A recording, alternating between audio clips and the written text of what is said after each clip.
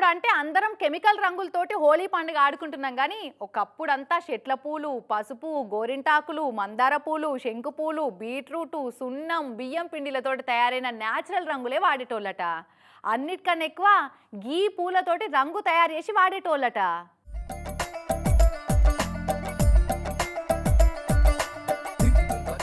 ఇవేం పూలో చూడంగానే కొందరు గుర్తుపడుతుండొచ్చు.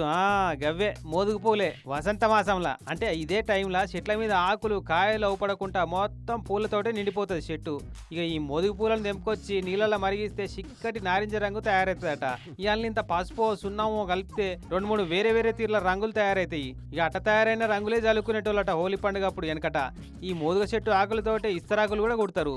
ఆకుల ముచ్చటేమో కానీ మోదుగ పూల రంగులు జల్లుకుంటే పెయ్యికి మంచిదట. కానీ ఇప్పుడు అంతా చానికొచ్చిరు కదా, రెడీమేడ్ రంగులతోటే పండుగ ఆడుతున్నారు. ఆ కెమికల్ సింథటిక్ రంగులు చేయబట్టి పెయ్యంతా దద్దుర్లొచ్చుడు, అలర్జీలొచ్చుడు, కళ్ళు ఖరాబ్ అవుడు, ఇవి అట్ట కాదు మస్తు ఉంటాయి. ఇక అట్ట కాకుండా జర్ర ఊరవతల దొరికే గీ మోదుగ పూలో, ఇండ్ల నడుమ దొరికే మందారం పూలో, మార్కెట్లో దొరికే బీట్రూటో, వంటింట్లో ఉండే పసుపో ఇంత సున్నం కలిపి రంగు తయారు చేసుకొని జల్లుకుంటే బెస్ట్.